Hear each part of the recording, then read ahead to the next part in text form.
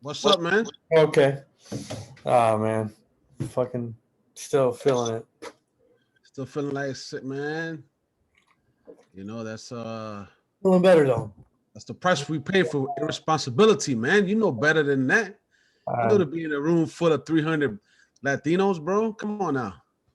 That was my fault. Even my mom was like, "That's your fault, dummy." You know, hey man, this bro. I listen, bro. I'm avoiding crowds, bro. I avoid even family right now. He said, "I'm avoiding." Yeah, text me before you come, right? Text me. You better know. Just write to me. Just write me a letter. I'll respond via text or via letter. Don't see me. I'm just waiting for everybody else here. Man. Let me just send them. You're not live right now, are you? No, I'm not live. No, I'm recording, but we're not live. Hey, why don't you? Hey, I was gonna tell you, man. You ever notice? Dude? Huh? You ever notice your screen is pixelated a lot, right? You know how when you move, you know how you can fix that though. How do you fix it? So listen, if you're gonna do, cause see, I was gonna do that too. You got to get a green screen. When you get it, because right now your background is bouncing off a wall. Right. It's not. So if you had a green screen, then it'll sit there. So whenever you move, you won't see any of the little smudges. Right now, when you move, if you move a certain way, it covers your face or your hand gets in the way. You know what I'm saying? Right. And I've noticed that. So yeah, man, invest in a green screen. I bought my green screen on Amazon. I paid $100. There's some that are cheaper than that because mine's bought with a stand. But in your case, all you want is kind of like one that you can maybe lay on the back. And that way, when you put your background on there, for all you guys, when you put the background in, that whenever you move, it doesn't pixelate because it's bouncing off. Because that's what the green screen is for. Yeah, because right now it's got a temporary green screen, right? Because that's why it has. Yeah, because right now you're not using a green screen, so it's bouncing off the wall. So whenever you move, basically it's that spot is being messed around with because there's nothing bouncing off of that. If you had a green screen, that wouldn't happen. So definitely, man, invest in that because, like I said, it's good, especially when you do green screen. Only because, when I watch your interviews, that can sometimes be like, like if you're talking and you're making a good point about something, if you move, it covers your face, and either I can't hear it or I miss it. Wow. You know what I'm saying? So it's definitely good, man. It's a good investment, bro. It really, really helps out a lot, man. And also too, when you're doing the interview today, are we doing the gallery? Are we doing? No, we're doing a gallery. See, the reason why the last couple times is because we've done it remotely, and I haven't did it in my laptop. Oh, okay. So my cousin was like, "We're gonna do live today," and I'm like, "I guess," you know what I mean. So there's a difference between live and it's usually taped, and then, Because the only thing bad about that is that when you don't do it in the gallery mode, whenever you talk, right, it shifts.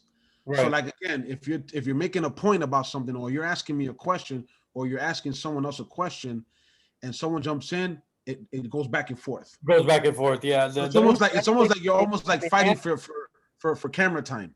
Right, for the app, for whatever reason, sometimes it has a problem switching to gallery mode. Laptop has no problem switching to lab. What are you doing it on? You're doing it on your phone? I'm doing it on my Mac now.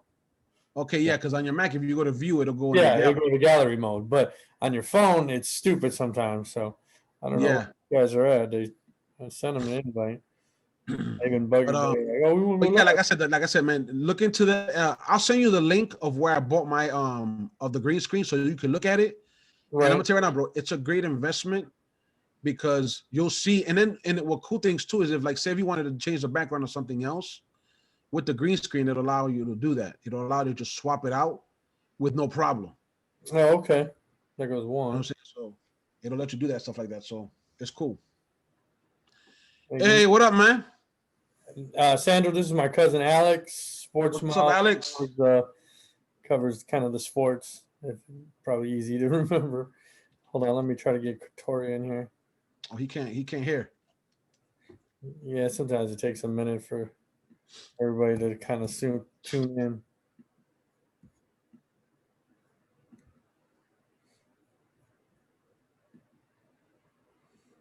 Can't hear you. You there, Alex? Alex, are you there? Can't hear you. I can't hear you. It usually takes him. Everybody coming from a phone usually takes a minute. I don't know why. Phone just doesn't cooperate too well. So right now they're on their phones? Yeah, you're on your laptop, huh? Yeah, I don't use my phone for this. I'm on my MacBook. Right. Everything is all synced together. I don't use my phone on this because because the phone to me is so small. I don't want to be like, you know what I'm saying? I do it on my my MacBook. There was Tori.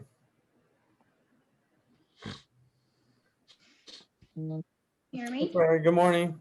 Good morning. Can you hear me? I can hear you. I can't see you, but I can hear you. Okay, hang on. How about now? Yeah. Hey, see you. Happy Halloween. I like that. Happy Halloween. Hey, Tori, this is a good friend of mine. Grew up together.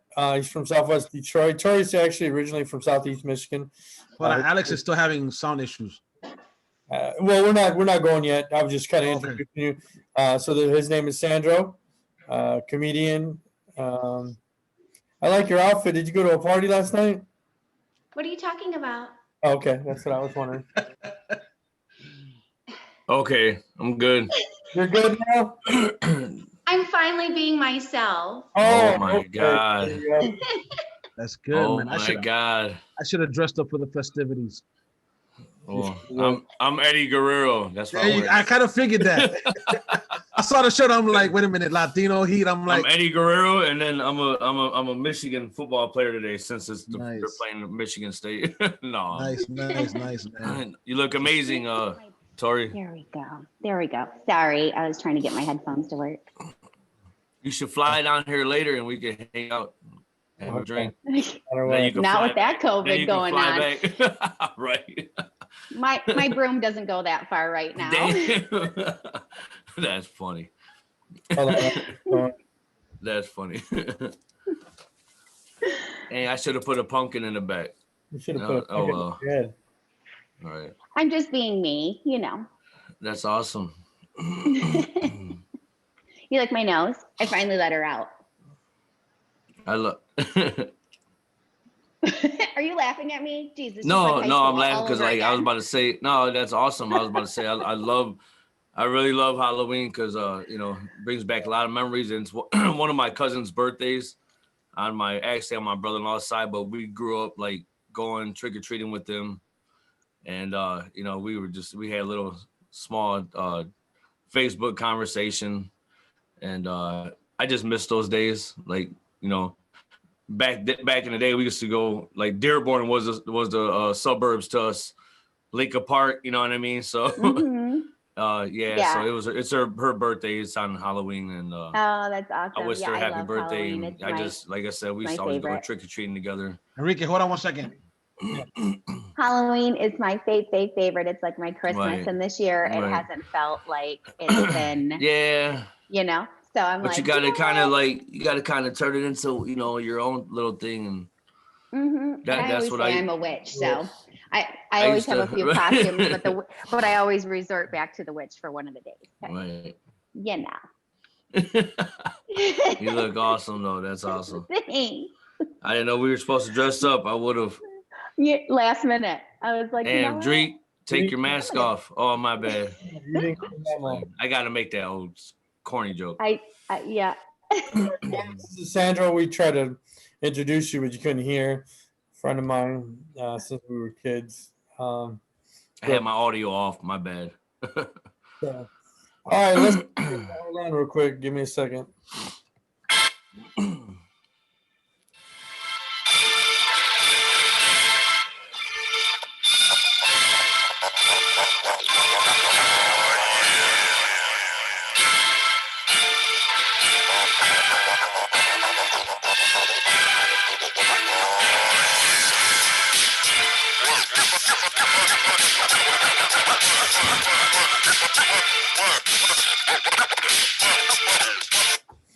Good morning, happy Halloween. We want to welcome Halloween. Good morning, happy Halloween, my pretty actor. How you doing this morning, brother? Good, man. I'm good. Just dealing with this cold weather. As you know how it is in Michigan. Right. 3 days of cold weather, right, Tori? I know. Arizona got broke. I said, I feel like Arizona's broken. I called my friend. I said, you might want to come get your weather down. It's drunk down here. Come get your weather. It's drunk down here. I had to put a hoodie on. So it's been a couple weeks. I think I contracted it like on the 19th, COVID. So I'm doing better. Still kind of good, man. Still a little bit of a cough. But I'm doing a lot better. But my only suggestion is stay away from large crowds. Wear a mask. Because you will catch it. It is real. Unfortunately, I might have caught a mild case, they say. So I didn't have any problem breathing. None of that stuff. Thank God. I didn't lose so taste. Lucky. Me and Sandro talked about taste. So he said, "Did you lose taste?" Not really, but any volunteers want to come by tonight? We could do a taste test for pussy. Whoa, hey, damn! Hey, it's Saturday morning, man. Kicking off hot. It's Saturday morning, man. Come on, it's the cartoon, man. Oh Welcome my God. to the show. It's Welcome the to the show. right now, man. Let me cover my cat's ears. Yes. No, I'm just playing. So Just for that. Yeah, so I didn't lose. So that's what you're giving out instead of candy, right? Okay, Yeah, wow. Giving That's why I out always all want. types of I tricks told you and that's why treats. I always wanted to move to Arizona, and I'm still going to. Trust me, it's a matter of time, matter of when, not if. Make it happen. You know what? I got to be honest with you. I want to tell Tori. I mean, I text her or whatever. I appreciate her so much. She's come by with a care package and Right. She's a great woman. She's single, so guys, you better watch out. You better watch out. We want to invite Sandro. He's an actor, comedian, latest podcaster. So COVID hit, and he's doing some podcasts, inviting some comedians on to his show. So we got some good stuff. I think he's on episode 4 or 5. Oh, right now I'm on what's aired right now, because my episodes drop every week, every Friday. So what's on there now is episode 5 right now, but I have about 10 already filmed. 10. Okay. So congratulate him to the podcast world. Yeah, for sure, man. Thank you Thanks, for man. wanting to join us. Appreciate it. Appreciate it, man. I get inspired by anyone that does, anyone that's in the Right. entertainment industry. So for me, it's like when I meet other comics, I have a high respect for comedians. I have high respect for actors, and I have a Right, big respect right. for podcasters as well. Right. Not easy, doing your own video, Right. filming, editing. For sure. You got to know how to do the sound. All that. I had to learn all that before I did all that. Yeah. So it's a process, Yeah, but when you for figure sure. it out, it's fun, man. It's enjoyable. Yep. And It's if great. and if you ain't got to pay nobody, I mean, but Yeah. but everybody needs a little bit of help. Everybody needs a little bit of help because, I'm not trying to take the platform, but like I always bring it up because it means something. I'm not bringing it up to show off. Right. But I went to Specs Howard in 2011 and I learned so much. Every class was different. Every like little semester, month and a half, 2 months was different.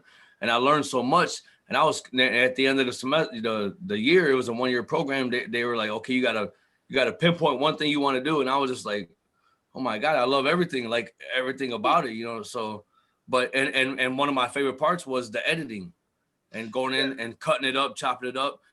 Cause I was like, it was natural to me. I knew how to tell a story. So I was like, now I got to get my laptop. I had to get my, programs and stuff like that. And just go to town. Yeah. Cause once you learn your own. There's a lot that goes into it. Oh, there's a whole lot of time. Whole lot of time. There's a lot of stuff out there. Like right now, I go to YouTube University. Yeah. So YouTube University is amazing. Wow. I mean, you learn. I mean, here's the thing. Like I've watched a lot of podcasters out there, and I've learned the process of how to do it. Like even when I want to learn how to edit and stuff like that. Like I use Final Cut Pro. Right. There's a lot of tutorials. That's what we learned. Like there's a lot of tutorials out there. So for anybody that wants to do this and wants to do it on their own, and a lot of times it's not that we want to do it on your own, but it's that's the path that we have to go. Right. We have to, Yeah. You can't call people and be like, hey, you want to work for me? It doesn't work that way. So learning it on your own makes it even better because now you know how to do those things. You know what I'm saying? And so that way, if later on you want to pass that responsibility to somebody else, you know how to do that. Right. And the thing is about those Final Cut Pros and all that. Like we went from one program to a newer one, and they're basically the same. People don't, a lot of people get scared of that. And I used to be like, oh my God, I'm gonna have to learn all this other stuff. No, it's the same thing. It's just there's different, The only thing that changes, just a little tweak. Different options, and you got more options. Well, the only thing that gets put on there is plugins. So whenever you deal with the basic Final Cut Pro, you have, and I don't want to sound like I'm a professor by no means. It's just what I've learned. Teach us. It's from what I've learned. Like, I went on there, I have the basic Final Cut Pro with what's already installed on there. And then I went on YouTube and I found out I can get free plugins where if I want to do animation, they're out there. They're free. Oh, wow. I see. Yeah. Listen, I'm telling you, if you want to look up, if you use Final Cut Pro or any software for that matter, go on there and look for free plugins. And they'll basically, what it is, you have to download them on your computer and then install them into your software. So that way, if you're trying to do something with animation, anything like that, it's there for you and it's easy. And it costs you, because a lot of that stuff is expensive. It is. A lot of it is expensive. And some of that stuff you may have to purchase, but for the most part, a lot of that is available to download for free, which is great. Right. Just to see if you like it. And that's awesome. Yeah, that's you awesome, use it, and then the thing about it is what happens from that is that once you download it and you play around with it, you find yourself being very creative and you see yourself doing something with it, and there you go. And then now you learn something else about it. Because Final Cut Pro that's a very big program. Oh yeah. So there's a lot of stuff you can do on it. You know what I'm saying? So, yes, there is. And like I said, I enjoyed it. I leave it to That's awesome. Send them my work and they take care of it. So send some money, but I give somebody a lot of that stuff. So Sandro, take me through who Sandro is, and I know you have to go. You have to be off by the next hour. We got time. Don't worry, we got time. I meet you when you're about 8 or 9. You're moving from Williamsburg, Brooklyn. My neighbor Johnny Mercado, and he's come up on this podcast a couple of times. So Johnny Mercado lives across the street from me. Of course, Mexicans and Puerto Ricans or whatever, we all have big families. So Yeah. you guys moved from Williamsburg, New York, with your brother, your mom, All my brothers, yeah. all your brothers and your mom. Okay. 4 of us and my mom. So you Because guys- my family was already here. So Right. my mother's family was already here. My grandmother and everybody, my uncles and all them, they're already based in Michigan. So they're in Michigan. You you grew up in Southwest Detroit. You go to, I think you said you go to Munger, go to Chatsey. Yeah, I went to Earhart. for middle Oh, school. wow. Munger. We're down the street from it. I went to Chatsey and then till 10th grade, and then I moved to the suburbs. So mom says, look, I need to have to make sure he goes to a better school. So she moves you out to Sterling Heights. I mean, around that time, you have to realize it was gangs. You know what I'm saying? There was a lot of street stuff going on. So I mean, everybody, nobody wants to raise their kid in those areas and stuff like that. So Right. she did what any mom would have done, or any parent would have done. Was Right. was out of there. Right. Yeah, my parents did the same thing. They moved my brother to Phoenix. Yeah. If they can, Right. then yeah. I mean, why again, not? and also, I think also too is just even for those people, and just to say that's what my mom did, but not everybody, like you said, like Alex just said, not everyone could do that. But a lot of times, if you have a strong foundation with your mom or your dad, or either or, whichever parent you have, and you got them both, cool. If you don't, if they have a strong foundation to teach you right from wrong, you kind of learn that so it doesn't affect you. So you can grow up in those cities and you'll be all right. You know what I'm saying? It's not like, because I don't want people to think like, oh, that's the only reason why you make it because you're out of the city. No. Right. No. Foundation that you're surrounded. So if you got a strong mom and a strong family, you're good. My mom just, saw she wanted to get out of there. She took us out of this, Right. Detroit, and we went to the Right. suburbs, and that was Yeah. it. But either way, I think no, we had a strong family, so I think we would have been fine either or. yeah, and no matter where you go, man, you got to put in the work. It don't, everybody, opportunities come. They might say, oh, when an opportunity knocks, no, opportunities come. At least for me, my lifetime, they come a lot, and you either take advantage of it or you don't. You know what I mean? And you got to put in the work, and that's no matter where you're living and all that stuff like that. So, but you always got to put in the work. It's just your foundation, man. As long as you have a really good, positive foundation around you, your family's good there, keeps you out of trouble. Because, gangs and all that stuff, we're not going to run from it. It's inevitable. It's everywhere. But if your family is strong, like if you guys have kids, you're going to be the same way because there's probably all that stuff going on. Especially now, it's even different because of social media and all that stuff like that. So if you guys have kids, you guys have to monitor that on a regular to make sure. It's definitely a different world. You got cyberbullying and all that stuff that you guys have to monitor that and strengthen the mindset of your child so that they don't know you. This is all, that's it. That's just nothing. That's garbage. That's rubbish. So it's different before. Back in the day, you had to deal with it in the physical form. Now you're dealing it in a cyber world, which can be tough to those kids. Yeah, it's a lot harder for sure than face to face. I mean, face to face is different. You get in my face, I hit you, it's done. But with social media, it's very different monster right there. Well, before you had to just worry about when your children left the house. Now you have to worry about who's bullying them while they're in their bedroom. Right. Yeah. And it's tough. So and it's sad because it's definitely tough. I see that in statistics and all that show these kids are, bullied and stuff like that. And it sucks. You know what I'm saying? I was bullied when I was young. You know what I'm saying? Same. So I know what that's like. Me too. And it sucks when it happens in the form because you got to defend. But how do you defend yourself on social media when you don't really know how? So, a lot of times I think parents need to just get in there and show them, look, this is not. And I think social media is just taking over a little bit too much. I think we need to use it for what it's for. Have fun with it, and at the end of the day, lock it up. Call it a day.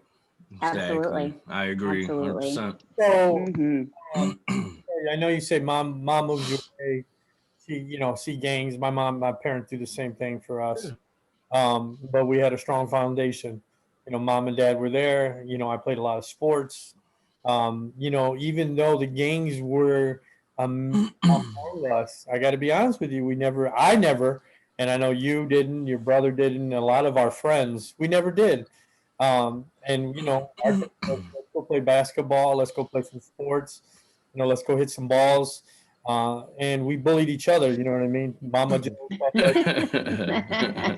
I mean, that was the type of what we grew up in. Right. We just, We just didn't join that stuff. It was there. It was there. I mean, I could just easily say, "Oh, hey, I wanted to join," but I just didn't. I played sports, and then of course maybe Sandro we just played sports. I think we were more. You know what it was for me? I feel like the kids that didn't join, I think they were more afraid of what their parents would do. I think so, yeah, because because you gotta understand something. Unless you're out on the streets seeing those kids, that kind of really doesn't have an effect. But when you do something dumb and you go home, you gotta see your parents all day. You can't escape that unless you have your own apartment. Right. You can't go. Right. And you know what? Stupid. And your mom sees your mom. Your mom is gonna wash you. Your mom can stop washing your clothes. Right. She'll take you to get a job. And this is why you're at the age of 10. You're like, I can't get a job. I'm 10 years old. Don't matter. So don't matter. Afraid. You're almost like afraid to misbehave because it's like, you always want to tell the game bringers, like, look, dude, I don't mind throwing the signs and wearing the colors, man. But my mom feeds me, man. I wouldn't even tell them that. I wouldn't even tell them that. Yeah, so really, you guys can keep that'll get to beat you. That'll get you a beating, and you'll be in the game automatically. Yeah, I'm like, you guys keep that. I'd rather have home. Matter of fact, some good TV shows are coming on this weekend, man. So y'all can have that shit, man. Because I got cable at my house. Right. It's almost like you had a fear. You had a fear of like disobeying. You did. Yep. And you know what? And let me say one thing because, I consider like my childhood. I always tell people because I live where I live at now for like the last 30 years, but I lived around the corner from Tiger Stadium, Rosa Parks Boulevard. Okay. Which I consider 12th Street. My friends, my cousin Enrique knows, and that's kind of like a little homage to my grandmother, because it runs down into 12th Street. It used to be called 12th Street and everything. So hanging around there, I grew up around like I said, around the stadium and everything, and then we moved over here, and it was just a whole. And I was like 9 years old at the time. We moved over here, and I'm right in the heart, right down the street, right, Scott and Clark, right in the heart of Game Banger City. Land counts, cash flows, all of that. And my best friends, I used to walk, they around the corner to see them. Yeah. And I was young, and I had a couple cousins that were involved in gangs, and they once my grandmother passed, they got out of it, they turned it around, and they started, like I said, we started DJing, and then we started doing positive stuff and turning the production into 12th Street production and stuff like that. Like I said, paying homage to my grandmother. But once I moved over here, I had to watch what I had two older sisters. I'm the baby. Okay, my older sister was gone out of the house. My other sister was just wanted to talk to her boyfriend or boyfriends or whatever. So I was kind of alone unless I went over and hung out with my friends, which I did every weekend, if not every other weekend. And like I said, and obviously, growing up in Southwest, I mean, it's gonna happen. There ain't no hiding from it or nothing like that. And there was times I walked down the street wearing a Lions shirt. What are you wearing that color for? Latin counts, red and black, this and that. So I grew up in all of that. And yes, I did, I guess, supposedly join like a couple gangs, and I hung around them all. But the thing with me was like my first year, my freshman year of was at Western. And I remember going there, and I had like 4 gangs. Ain't no need to name them all because I don't want to get no love like that. That's ridiculous. but I had like from 2 gangs on my side, and then across the street, which was all mainly African American, and everybody liked me. They wanted me to join their gang for whatever reason. I don't know. So. Yeah. I was just happy that I got along with everybody. people like me, and I didn't have to, and then I grew up with one of my best friends, his older brothers, they knew everybody. Yeah. So I was like, I didn't have to join the gang. I really didn't, but there was a couple, I was involved with a little bit of stuff, mischief and stuff. And you know what I mean? But like I said, I believe that was because of like, I had nobody else to come home to. I didn't have 2 brothers, 2 sisters, 3 brothers, 5, you know what I mean? So And the good thing about it is you learn from that. But I have my parents, so I mean, the good thing you learn from that experience, and look where you are at your podcast now. Absolutely. And you learn from that, and hopefully, what you grew up with, you can pass that on to people that are younger. and do positive things. So you guys have a Right. podcast now, and everything's all For good now. sure. Yep. So you go out to LA. What year was this? When I left to LA, wow, I went to LA in like I want to say early 2007. 2007. You go with another friend of mine, his brother Willie. Oh no, when I went to visit or when I went to live? When you went to go visit? No, when I went to visit, it was like maybe 2004, I believe, when we went to go visit. Okay, so you go 2004. You go to LA. You go with a buddy of mine's brother Willie, because you guys are about the same age. Yeah. You guys go to LA and you get the bug. You're like, Well, the thing was, I've never been to LA before, so I go to LA just to go visit a friend who had just moved out there. Right. And he went out there to pursue acting and stuff like that. So we go out there to go hang out with him, go see him and all that. And when I got to LA, I just liked LA. You know what I'm saying? And I always wanted to get into that industry. So I knew that if I wanted to get into that industry, I had to be where it's happening, because it's not in Michigan. You know what I'm saying? Right. It's not in Michigan. Yeah. So when we was over there, it was funny because that guy was trying to convince my friend to move here. And while he was doing that, it ended up convincing me to move there. He's trying to convince Willie to move there with you? Yeah, he was telling me, you should come out here and all that. And while he was doing it, it was kind of like, it was almost like, he wasn't telling me that, but he was telling Willie, and I was almost like, damn, I would like to live out here because I can do that. I don't have any kids. I'm not married. I can make that kind of leap of faith and go. Better time than now. Yeah, so after that, man, I came home for a whole year. I worked, saved, and then I left. I moved out there, made that change. You moved out there, and the real reason why you go to LA is like, look, I want to try acting. I want to do this. I want to break into the industry. Right. Along the line, you start meeting people. Of course, LA's a big place. You start meeting people, and you start meeting comedians. A comedian approaches you and say, "Hey, you know what? You're pretty funny. I need you." Well, the way it happened was, and the reason why I made that change, because I attended school here, acting school here. I used to go to Second City when they were here. Right. Oh, nice. Yeah, Second City used to have. And I was just thinking about that. Like, I was just thinking about that. Like, weren't they here? And yeah, they were here. They used to have. Their school was out in Novi. And so I attended their acting course and their improv. So I was already improvs. It's great. Yeah, I already enjoyed. I already had a feel of it already. Right. That's why I went to LA. But when I went to LA, first year was tough, man. I didn't know anybody really. Like, it was by myself. You know what I'm saying? So learning and all that. Especially there, it's a great vibe, but it's tough when you don't know anybody. Could be a monster, I'm sure. Tough when and I knew the people that the ones that I had tried to convince my friend, I knew them, but I was just really knowing them. I didn't know them like right. We didn't have a friendship like that.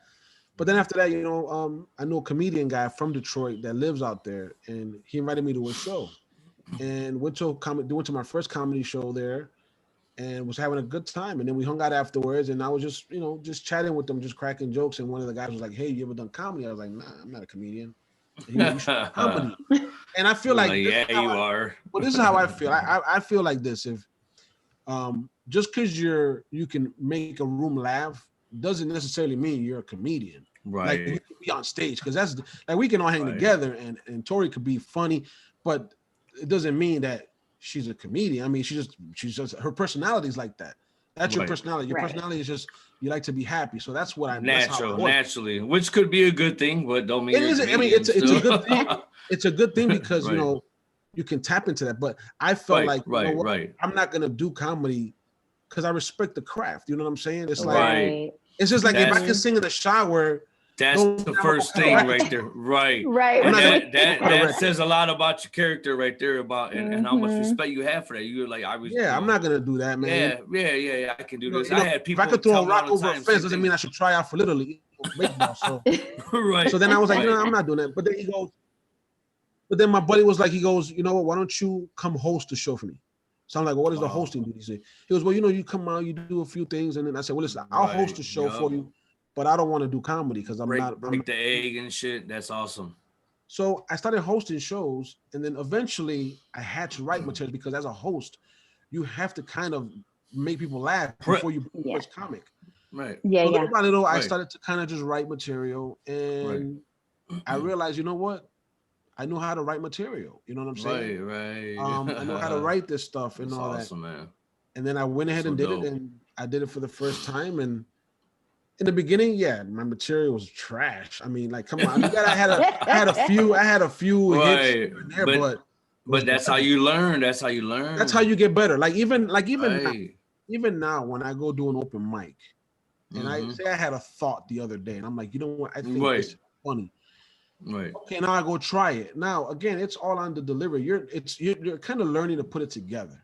So when you go on stage, it might be so wordy because you haven't figured it out yet. But you go on stage and you kind of test it. And if you get kind of like a smirk, then you kind of, there's something there. So let me go back and take it home and let me eliminate all this other extra shit in there. And then here's the delivery. Here's the punchline. Right. And that's how you do it. And it takes time. KISS, keep it simple, stupid. Yeah, man. I mean, and that's it. You have to, because it's like, right. And then, and for me, it's like, and also it all depends on what you want to talk about. Like for me, I talk about my growing up, me being epileptic. I talk about all that stuff on stage because it's me. It's what I can kind of relate to. So, and have I had good shows? Yeah. Have I had bad shows? Hell yeah. I mean, there's no comedian that'll ever say they've never had a bad show. Right. Because it's you kind of want a bad show. Right. It's like doing this. I mean, it's like doing gaze. It's like doing this podcast, right? I'm on episode 6 right now. People might watch and say, "Oh, I like this episode better than the other one." It's that. Right. It's just, They could have came to one of my shows. Hey, you performed Friday, but I liked you Saturday better. You were funnier Saturday. It's like that. It happens. Yep. So you take it and you run with it. But the good thing about all the feedback is that I know what people are saying, and I can say, you know what? All right, I'm going to stick to what. Like, I try to record a lot of my sets so that I can look back. Like, I have a set on here that I did in August where I hosted, and it was horrible. But the audience laughed. But I'm watching me as a comedian. Right. I'm a lot harder on myself than anybody. What you want to present, right? You're your biggest Everybody's going to tell you, oh man, you were great. That's fine. I appreciate it. And thank you for that. But what I saw as someone, even when you guys probably watch your podcast, right? You could probably see something, you'd be like, because you're doing it. And especially if you're editing it, right? You'd be like, damn, that sucked. I didn't like it. Right.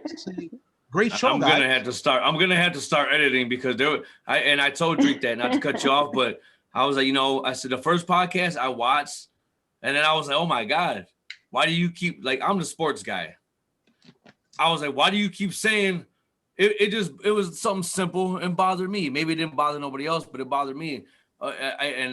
He would ask me a question, I would be like, well, I don't know. Well, I don't know. Well, I do know. Because I'm the sports guy. So what the hell? Why do I keep saying that's what I'm saying. You watch something. Driving myself crazy. so you watch certain things and you're able to critique it because you guys all know individually what you want to deliver. Right. Exactly. You guys all know what your positions are in this show. You guys know what you want to say.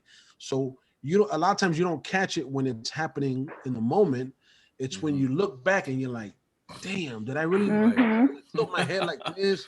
Did I slur my words? Did I talk too fast?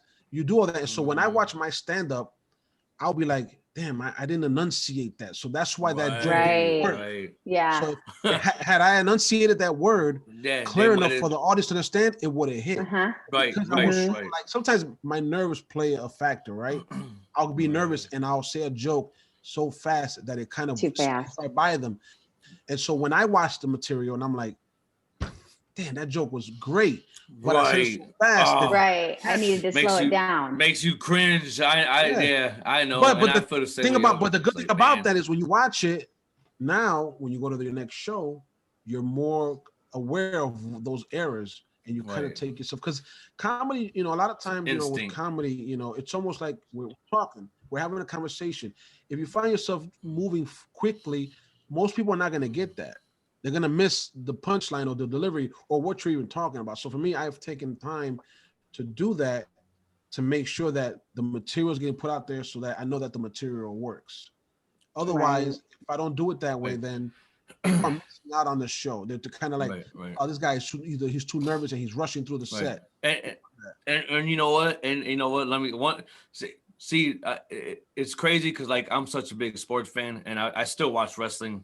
I'm a big ass kid, as you can see. My brother watches wrestling. But everything is so funny. And I tell my cousin, I was like, I listen to most of my podcasts are wrestling podcasts. These guys made millions of dollars. So I listen to them for a reason. It got just nothing to do with flipping and flopping around. But when you talk about the delivery and all of that stuff like that, and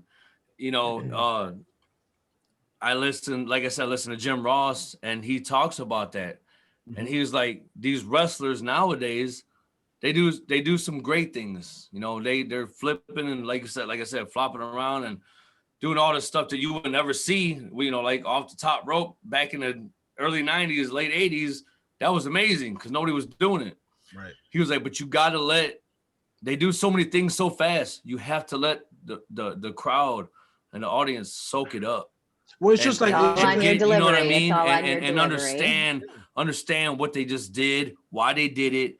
You know what I mean, and stuff like that. Well, it's just like when they tell their keep story, going and going. And it's crazy. It's just like when they have their storylines, right? Right. They have to keep it. They got to keep you interested, otherwise it gets boring. Mm-hmm. Same thing with comedy. With comedy, if you're not delivering it properly, if you're running through the material and stuff like that, if you don't have it structured, like I've been doing this for a while, so and there's times where I'll fumble. I mean, hey, I'm human. I'm not gonna. Every comic has their good days and bad days, but I try to have my material structure so that it's not like I took you here and now I got you over here, and then you kind of like, where's he going with this? I don't know. Right. Everything has to follow itself, And then once you do that, it becomes like second nature. Just like even with doing something like a podcast or whatever the case is. Once you start doing it so much, you're gonna remember. It gets easy to you from editing. You learn all this stuff. It becomes really simple for you, and then you get better, and then you learn something else brand new. So.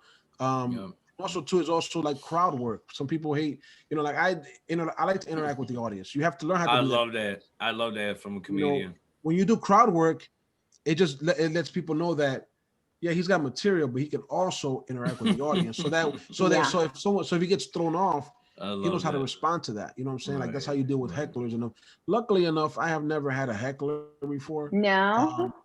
No, I just, because for me, you know what? When I go do a show, it's not about the audience. It's about the material. Yeah. I really want to be good. Like my goal is to really be funny. That's what I'm working on your material. If I get caught up in a heckler, that takes up half the show. And if you pay to see me, you didn't pay to see that. Right. Now I want to give you what I got to give. Now I have to address it if it gets too out. Right.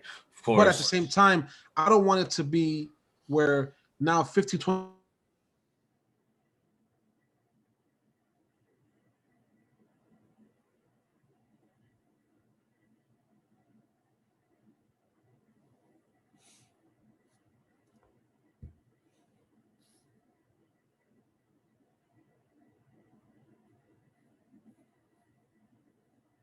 Fun. That's got to be fun a little bit. Has it ever happened to you? Because that's got to be fun to be able to throw a dart at somebody like that. No, I haven't been heckled. I mean, I've done shows in Michigan, New York, and LA. I thought for sure I would have been heckled in New York. Yeah, for but sure. Let me tell you something. No, you know what the worst thing other than being heckled is? Nothing. Right. Yeah. That's worse. Yeah. Like, I mean, like honestly, I would listen. If I suck on stage, and I have, if I suck on stage, let me know. Boom. Don't just sit there and just be like, right. But silence is deadly. Then I don't know. Because then I don't know what works and what doesn't work. So if I throw a joke at you and you're like, that's not funny. All right, cool. Let me go back. I'm gonna take a shot at him for saying that, but I'm also saying, thanks for doing that, because now I can go back home and go to the drawing board and see what didn't work. But when I don't hear anything, because I did a show years ago in Los Angeles. Oh my God. And I was trying some new, and one thing you don't want to do, and I actually did an interview with a comedian. It'll be on next Friday. And he was telling me, he goes, don't try new material on a show, like on a weekend show. Your open mics is when you try everything. But when you get booked to do a Friday, Saturday, Sunday show, you do the stuff that's working, that you've done before. And not only that, these people don't know you. So this is, to them, it's brand new. But you don't try new material that you haven't perfected yet on a paying show, because chances are that's gonna fail. So when I lived in LA, I did a show one time, and I'm still learning the rules of the game. And I did a show, and the first couple of jokes hit. Then after that, man, I thought somebody hit the mute button. I didn't hear nothing. I was like, this Painful. sucks. I'm like, That is so and painful. not only that, people, and then here's the thing, people are just looking at you. Right. No response. You're like, and that's when the nerves kick so in. now that's when your nerves kick in because you're like, right. Like, you don't know what the hell do I do? I've been to those shows, and I feel terrible for those people. And so I'm like, okay, I'll start the slow clap, or I'll do something just to. It happens. It happens to. It happens to say something. It happens a lot, man. Crazy. But the good thing about it is you learn from it. You learn from it. And you're like, okay, cool. You know what I'm saying? So it's. Yeah. But I enjoy. Listen, for as many times as I've bombed, I enjoy it. It hasn't scared me enough to say I'm done with it because right. Even if it's a good rush. It's a good rush. You love it. Man. You love it. I can tell you love it. And not only that, it's for me, like I've gone through a long periods of time because I have, I used to suffer from anxiety really bad. Okay. So there was a time where I couldn't do shows. Like my anxiety was really affecting me that I couldn't perform on stage. So I was like, this sucks. I can relate to that. Yeah, so I've pushed through that, man. And anybody that suffers from anxiety, man, it's not a joke. It's serious. And I understand. When people tell me that they have anxiety, I understand. I get it. So, because I've been through it. So, but I've pushed through that. So I like being on stage, and I like, I still get nervous here and there because if I'm not performing for a while, like the last time I actually did a big show was, the last time that I performed, not besides this last weekend, was I did a festival in Grand Rapids. It's that's called the Laugh Fest, and they do it for Gilda Radner. Gilda Radner, if you don't know her, I've seen that. I know what that is. I know what that is. Oh yeah, she's a legend. She's a legend. Yeah, she's amazing. She's a legend, man. So they do a festival in her name called the Laugh Fest in Grand Rapids every March. Wow. So I went and got into the festival for the first time last year, and I did 2 shows over there, and both shows were sold out, and both shows were great. That's awesome. That's awesome. And after that, damn. So I did probably such a great vibe. It was amazing. I mean, people were there and it was great. Everyone was cool. All the comics were funny. Everybody was great. People came up to me. I can't imagine. They showed out. That's awesome. Yeah, it was good. Then after that, the pandemic hit and there was 7 months of no shows. No shows. Right. So it's 2007. You're in LA. You're doing some emceeing. You're opening up. You're doing a couple shows. 1 second, man. You're, I guess this comedy thing's working. And then you say you run out of money, and then when I run out of money, what happened is that with we're trying to pursue acting. You can't have a day job, right? You have to be free, right? Because when auditions call, you got to go. You got to go. And so I was trying to find late jobs, like night jobs and all that. They were very far from few, right? And then when I had a day job, I had a really good job and I was making good money, whatever. When someone calls you and say, hey, you got an audition for, McDonald's that's going to pay you about $10,000. You got to go. I mean, because you don't know unless you go. And it's like, damn, this is why I moved to LA. But, you can only use that I'm sick excuse at work so many times. You can only say, you can only kill your grandmother so many times. Right. How many funerals are you having? Have car trouble. Flat tires did you have in 1 month? You can only get so many flat tires or burnt engines or, before they start saying, all right, problems. I caught the train every other day. Yeah, so it's like 10, you're running out of money. And you're saying, look, if I don't find something real soon here, I got to go home because this ain't working. Well, yeah, I mean, it's kind of like, if hopefully, because I didn't go to LA to do what I'm doing here. I mean, it's kind of like, I went to LA to pursue a career in the entertainment industry. I didn't go to LA to get a regular job and do that. So it's like, if this doesn't start to pan out, I got to make a decision. Okay. So you end up leaving LA, you go back to Michigan, you get a regular job, you're still doing the acting, doing the auditions, doing comedy, and then you get a gig that says, hey, I need you to take some pictures, do this commercial real quick, and then boom, the next day or whenever, a week, couple weeks, months, you see yourself. Someone says, "Hey, I saw Sandro on a hat billboard, Sandro on a hat commercial." Yeah. What is that? What is that emotion? Did you break down and say, "I didn't say you made it. I didn't say you're Tom Hanks." Right. But do you feel I like, mean, damn, I made it? You know what I mean? Like I didn't make it like what I'm like Hollywood and I whatever, but right. No, I understand. I get to that point. It's a when When someone calls you and says, "I saw your face on a billboard driving down 96." when you do when you audition a lot, that's like basically look at it like this. You go on a lot of interviews, a lot of job interviews, right? And you're just not booking. It's like you go from job interview to job interview to job interview, and they're just not giving you the job. You're like, what is it that you guys want from me? What am I not meeting? Am I not educated enough? Do I not have the right, look? Do I not have whatever? That's like how it is. So I've auditioned a lot. I auditioned a lot in LA, like a lot for some big projects. Didn't book it, but it was something about my face that they wanted to see. But it just didn't pan out. So when I had this agency here in Michigan, and I was auditioning because I was still, when I came home, I didn't do it right away. It didn't happen instantly. But as I came back home and all that, and I signed with them, I was going on many auditions. And so finally, when I submitted that like literally the good thing about it was I was able to do the self-submission myself. So I was able to submit that audition for the HAP.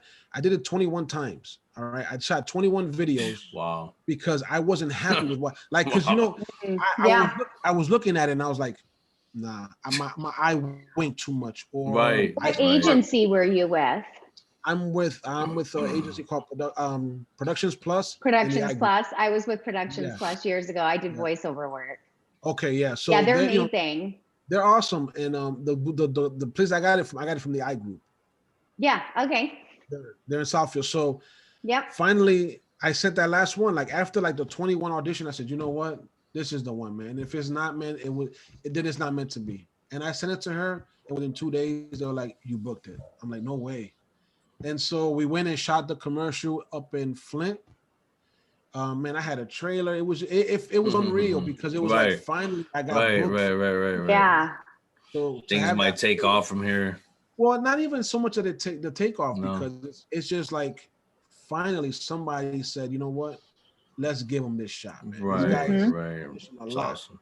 So that opportunity was there, and it came, and it was great. And I auditioned, and then they took some pictures on set. Now I didn't know what was going to happen with those pictures. I was just like happy that I filmed it, and then all of a sudden, I think a couple months later, my nephew saw the commercial. He sent me a picture. Hey, Uncle Son, look, I saw you on TV. I'm like, oh, they're airing the commercial now, right? Right. After that, it was like on rotation. I was seeing it on Channel 7, Channel 4. Like, wow, everywhere. Right. And I had a decent amount of lines in it where I was visible. And then one day my boss is driving up 94, and she has her camera phone on, and she turns her camera phone on, and she goes, "Look who I see," and she turns her camera around, and there's a giant billboard right over there by Henry Ford Hospital. Okay. Awesome. Right. You can see it. And I was like, that hit me. I was like, holy shit! Like that's that's awesome. I didn't know that was gonna happen. Yeah, when somebody's putting a billboard up for you, man. I mean, like, I don't care how you feel. I didn't know they were doing that. That's a big deal. That's a huge deal, man. Like they didn't tell me that. For me, it was like a surprise. So they made my boy. Right. Wow. And I drove over there. I That's got up awesome, there. It hit man. me. I was like, damn, this is cool. Like this is real. And I took a picture of it. I got it on my Instagram and everything. Right. So it was a good experience, man. And then it got quiet. Now, then I'm not doing no. Then I'm no booking them. But then after that, I booked. Go from high to low. And shit, then what was cool is Production Plus. Well, it's not even that it goes high to low. It's just Michigan is not. Well, the thing is, it's just Michigan is not the entertainment industry. They tried. No, they not tried. No more. But not no more. It's just more. not. They tried to do the film stuff. Yeah, they tried to bring jobs. They tried, but it just never really grasped. Yeah, it's not. You're not gonna be going auditions every time. If you're in LA and New York, then yes, you're probably gonna get auditions off because that's where they're filming stuff at. In Michigan, not so much. So And then the next gig I get off of that is I did a truck commercial where I'm humming, but it was, hey, listen, the check clear, so I didn't care. Right, Yeah, exactly. And then Hey, this I'll girl home, you came- home all night long. I did a seatbelt sure. PSA, and I remember hearing my voice. It was literally like 45 seconds. It was quick. It was Right, just but still, that's and cool. it was like That's a click cool. it or ticket kind of thing. Yeah. And you hear it, and you're like, Wow, oh my that's God, awesome. that's me. That's Yeah, me. and then, I mean, the last one I did, then the That's last one, awesome. the last one I did a commercial for the Census Bureau. Oh yeah. Oh, okay. Back in Okay. March, I did that. No, so Damn. Okay. So when you did the seatbelt, Tori, was the nipple? Could you see the nipple? Oh my God. Here we go. I was a voiceover couldn't leave it actress. You alone. couldn't see me. It was just my voice that was on the radio. But of course, my nipples were out. I mean, come on. I seen that meme where Damn. got the seatbelt covering the nipple. So Yeah.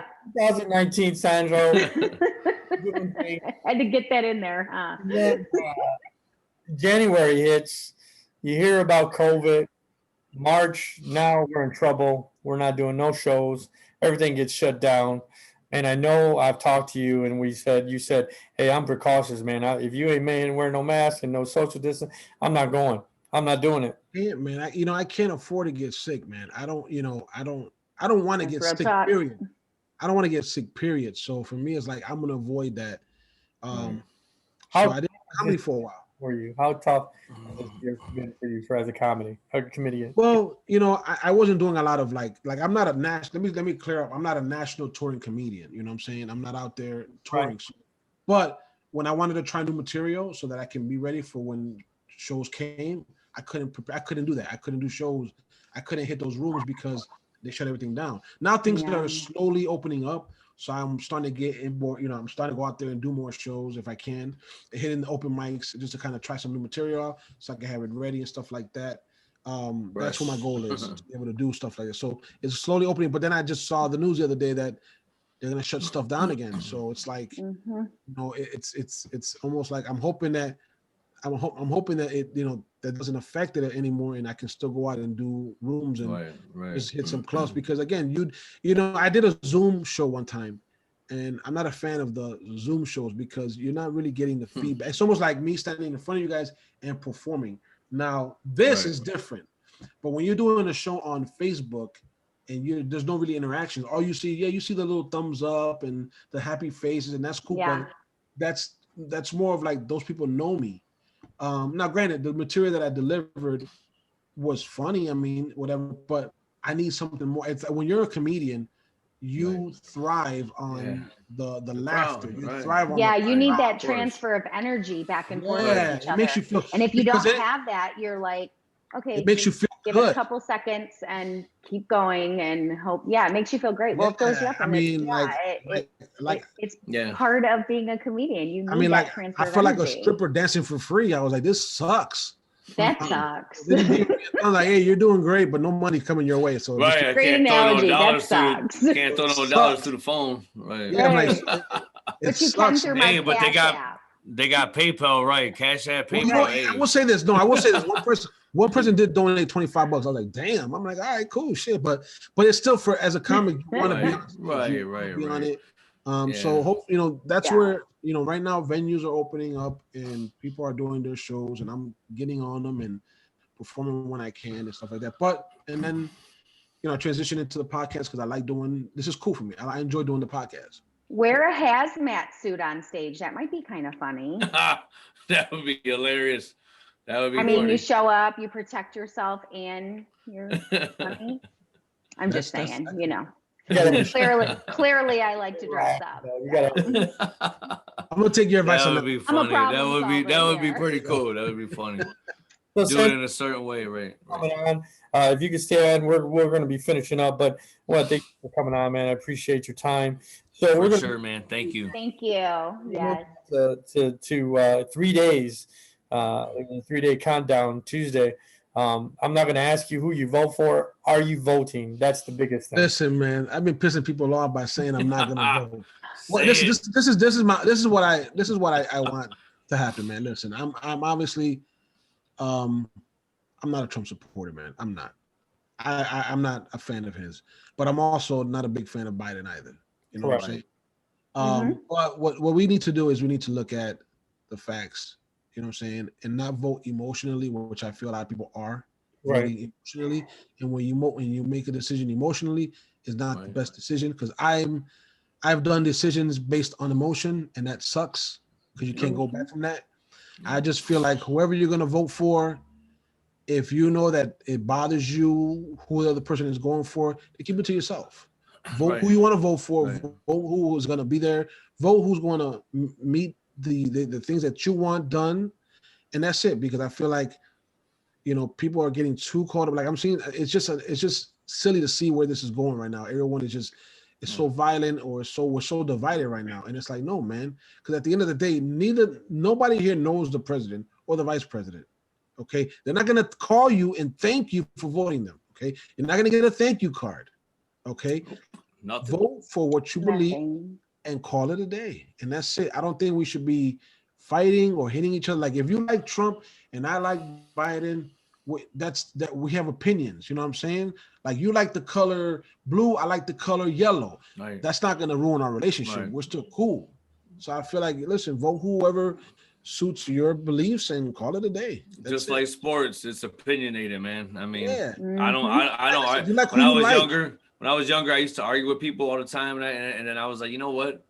Like, I'm not gonna make it, and people to like me and listen to what I gotta say if I just keep arguing with everybody. It's opinionated. You can like whoever you want to like. You don't have to like what I say. Just respect my opinion. I'll respect yours. And we move on and watch the games. and I feel like this too. You know, if we all liked the same person, this world would suck. Exactly. Right. We're all supposed to like different things. You know what I'm saying? We're all supposed to enjoy different things. We all have to like some people like country music and some people don't. Right. Okay. I listen to it and I appreciate what he's saying. Right. I don't listen to that. Why? And that's funny you say that. Because my brother-in-law is born and straight from Mexico, but when he was pick me up, sometimes he got country music on.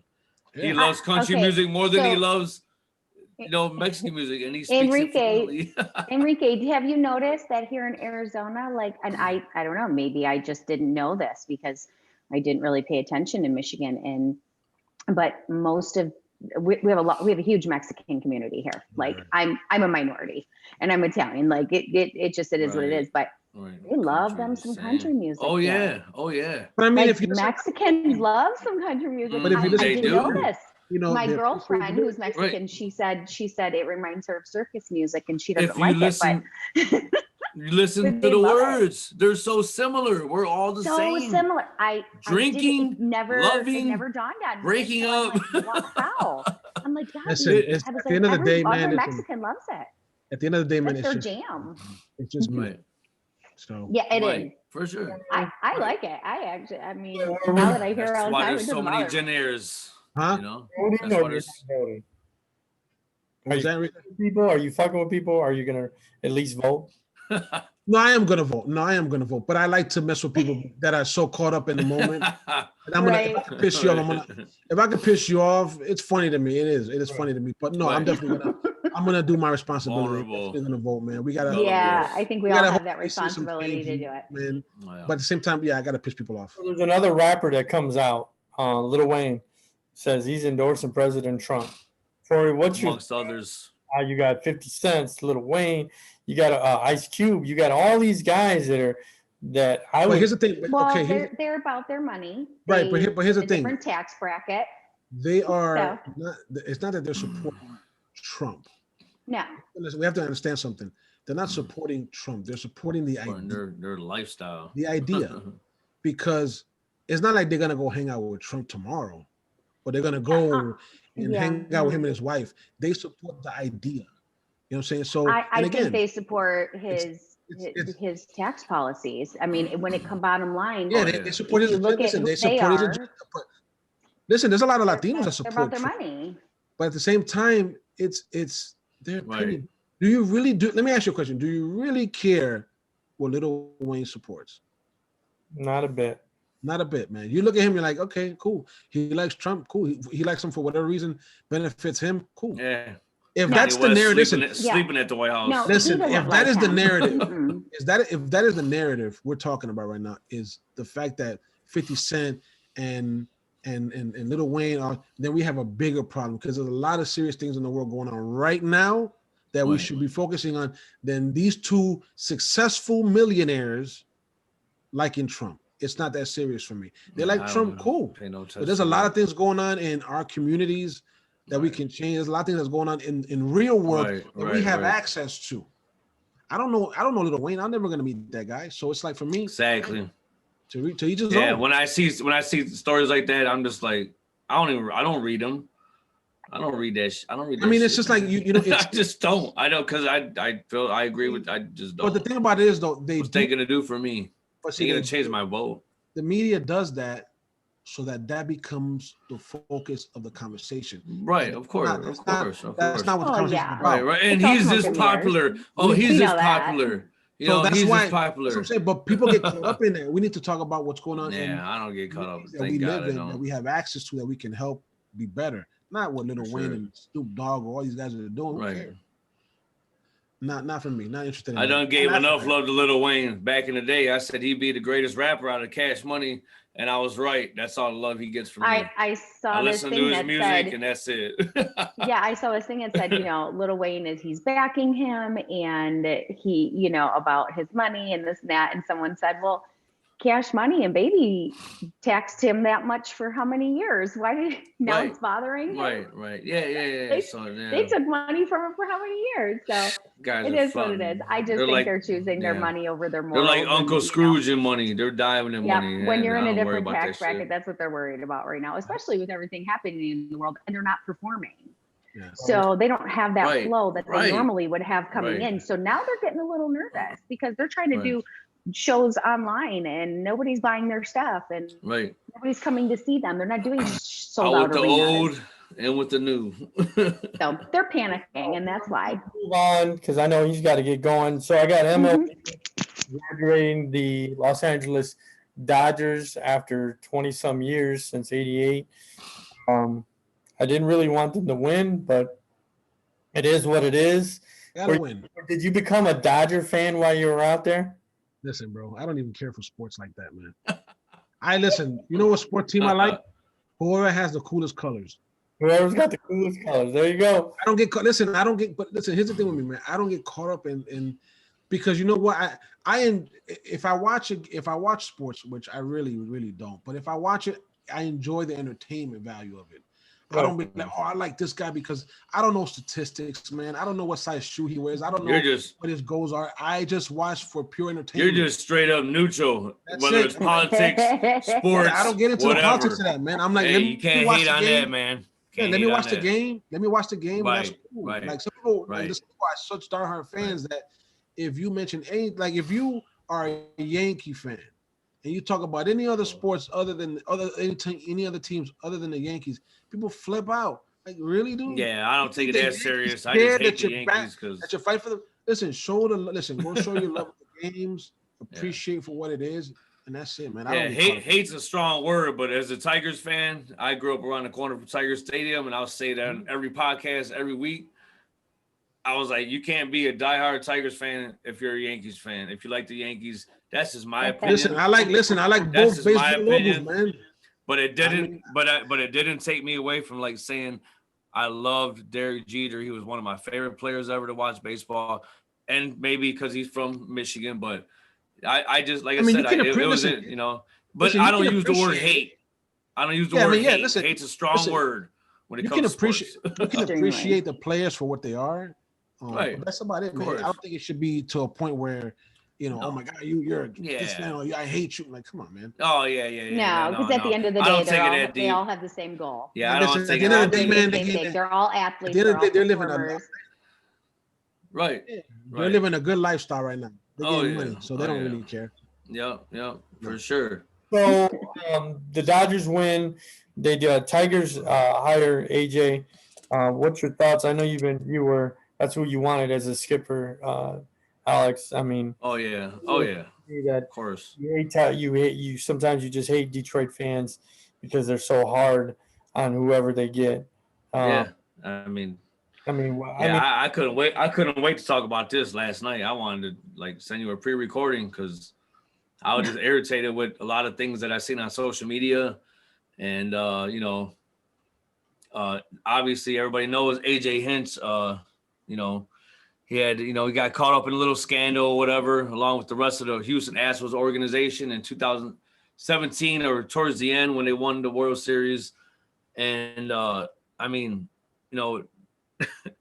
it's just funny to me. If anybody don't know it, if they don't remember, then fans don't remember. He was here as a catcher like 2003 or something like that, whatever, for a short period of time. So he knows the organization. I wanted him because he knows how to win. Guy's a brilliant manager. I didn't even know about the scandal until like I looked him up a couple months ago, seen what happened, whatever. And like I said, it kills me because like fans point the finger and all that. And I'm not trying to like,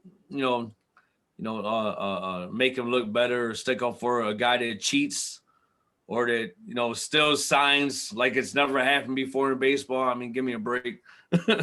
But I just wanted him because I think he's a perfect fit to bring, be more competitive with the team that we already have and everything. And, winning cures all. Like they say, winning cures all.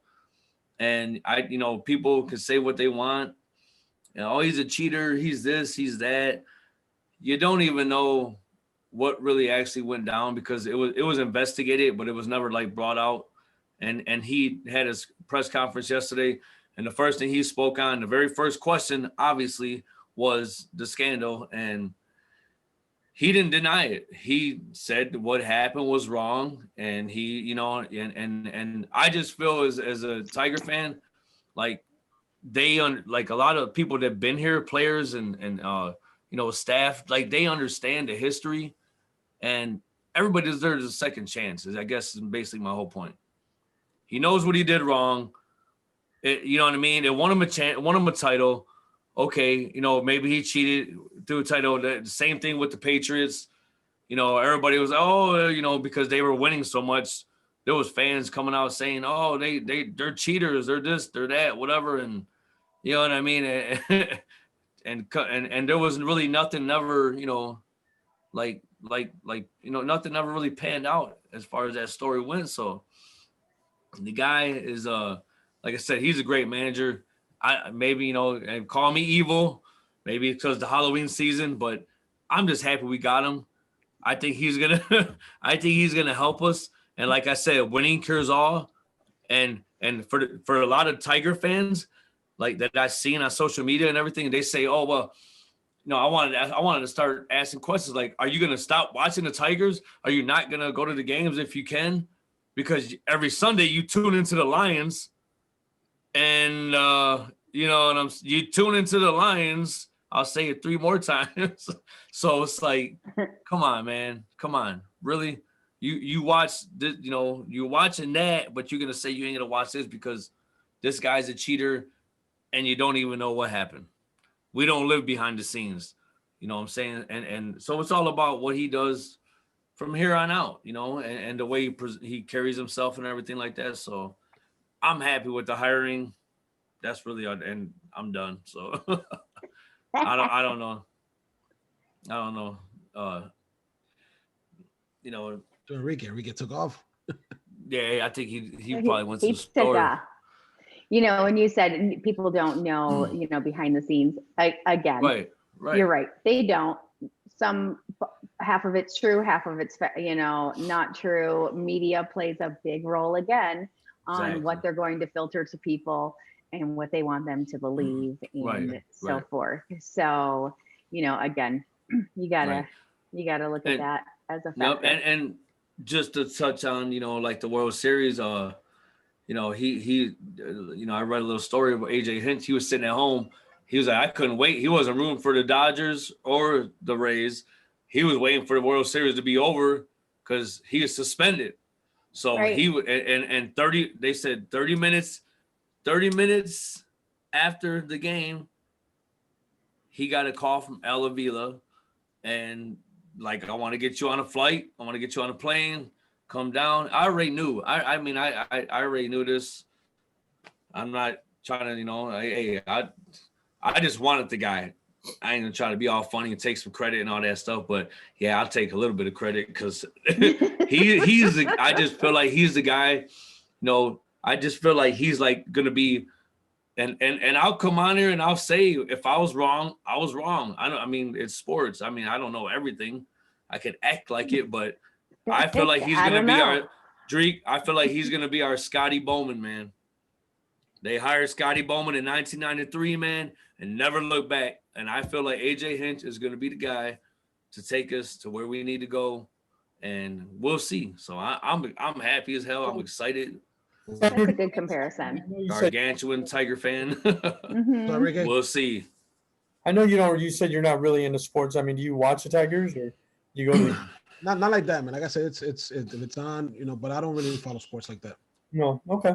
Like I said, I've been to 5 games. I appreciate them, but I don't follow it like that now. Right, entertainment. Hey, we're gonna move on to the NFL. The Lions are above 500. I cannot believe it. Lions. No, they're equal. They're 500, not above. 500. So they go 3-3. The Steelers are still undefeated. Right. Are the Steelers gonna win it all? I wouldn't. I don't know about all that, man. I don't know. I don't know. I had Tennessee again. I took Tennessee against them last week, and it was a good game. But I don't. I don't. I mean, they might, man. They're playing very good, playing real good. So I don't know. I still like I said, I got my four teams. I got Tom Brady and the Bucks, and I got Seattle, and then I got Kansas City. And it might be Kansas City and Pittsburgh. I could see that. So I know you watch football from time to time. My best friend is a diehard Steelers fan. Like my whole my news feed's filled with her. She works for customs, and she goes in there head to toe. Oh my God! She's got the towel. She's posting. You got the terrible towel. Oh, she got the terrible towel. They got engaged actually. Her and her fiance. I'm a maid of honor. They at the game. Oh yeah, she got the towel. She talked shit. That's awesome.